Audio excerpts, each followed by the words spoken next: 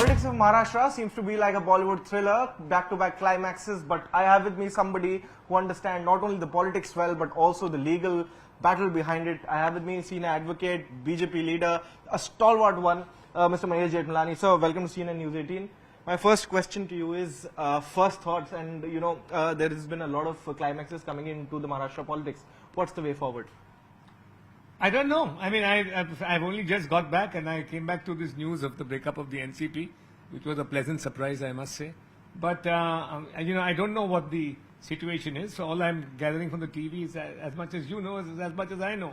So going by what Ajit Pawar says, that he has 40 members and the organization is with him, he seems to be on very solid ground because that the law is that the real NCP, which is what he's claiming to be, depends on those factors, the majority of the MLAs and the majority of the organization.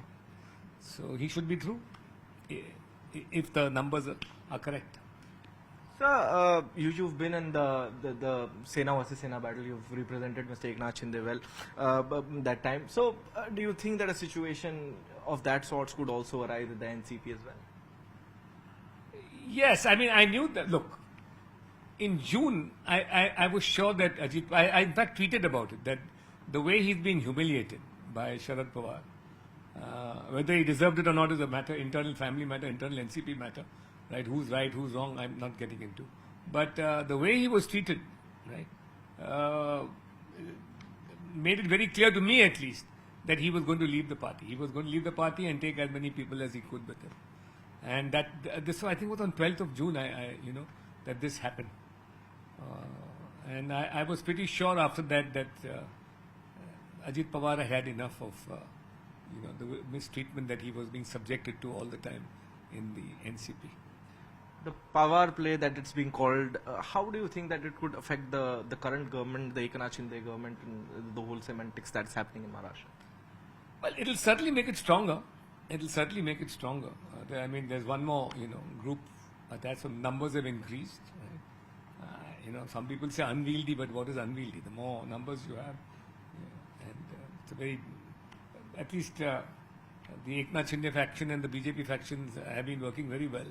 The two groups have been working extremely well together. Right? And if they're getting an accretion of strength with somebody who has administrative experience, so be it. Could it also enter, a legal spectrum with the judgment that was given out by the Chief Justice of India, Justice Chanchud, sometime back in the Sena versus Sena? Well, that'll all depend on the numbers. I mean, it'll all depend on the numbers, and it might happen anyway. I mean, there are two tests for the party, whether who's the real party. Now the question is, both are claiming to be the real NCP. That will now be when a party splits, that's going to be the, caste mold now. That is going to be the determining question. So, and that will depend in turn on who's got basically the majority of the legislators, right? The MLAs in this case, and who has the strength in the organization. So, you are a stalwart lawmaker. You've been on the Parliamentary Committee for Law and Justice as well. A matter that is being talked about, something that is being debated all across the country at this point of time, a uniform civil code. First, your views?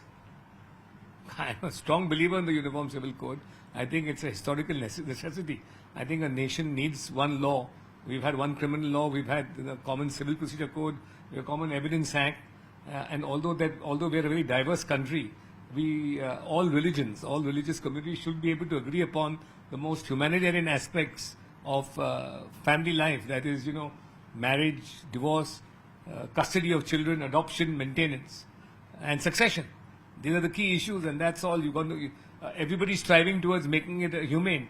That if there's any religious practice of any religion, and this is not, targeted against minorities, as some people would uncharitably say, and there's a usual rubbish which most of the opposition members, and I've heard a little bit of it today itself in the, from a Congress member in the committee. But this is people, congressmen who oppose the Uniform Civil Code should actually read the Constituent Assembly debates on this and find out that this is a nation building exercise. Right? And the more we have consensus on issues pertaining to extremely relevant social aspects of life, which makes social life smoother. As I said, divorce, marriage, adoption, custody, and succession. The better we have consensus on this, a more humane society all of us become. So a lot of opposition and various religious organizations also saying that this is a law that could be against the minorities. It's a Islamophobic, or they're terming it to be against the minorities. How do you see? Look, this is a mantra being chanted on every issue now. Every issue from 370 to CAA to every issue is now being given this anti-minority tinge by political parties who, bereft of the Muslim vote bank, are out of power. So it's now become a useless mantra. It's become almost a humdrum line, or a theme every time some legislation is introduced by this government. They'll find some anti-minority access because their survival, even if they don't get to power, right? Just having a clutch of states or one state even, right, gives them access to money. So that's all it is about. Is now, even if we can't, with Modi ji's overwhelming popularity, you can't grab power, right, with the Muslim vote bank, at least we get, get a few bites of the cherry in whichever state we can manage. The last and final question. There was a meeting of the parliamentary committee today. You were a part of that committee.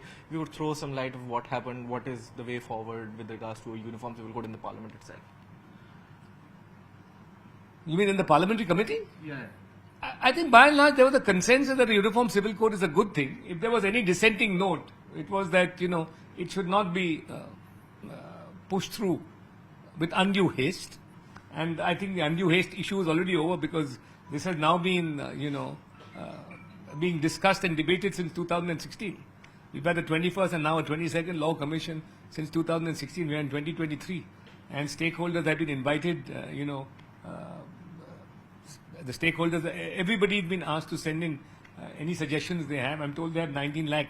The present Law Commission has already received 19 lakh, suggestions.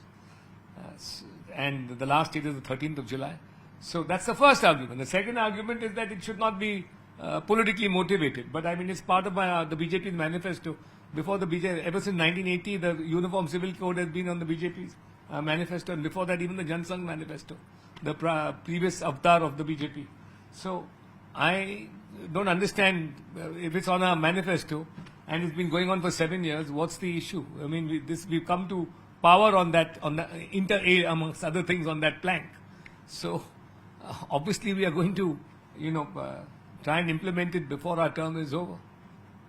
So, just one more question. That 121st Law Commission had said that it is not the right time to implement UCC, while the 22nd Law Commission has invited suggestions and it's also being debated by the Parliamentary Committee on Law and Justice.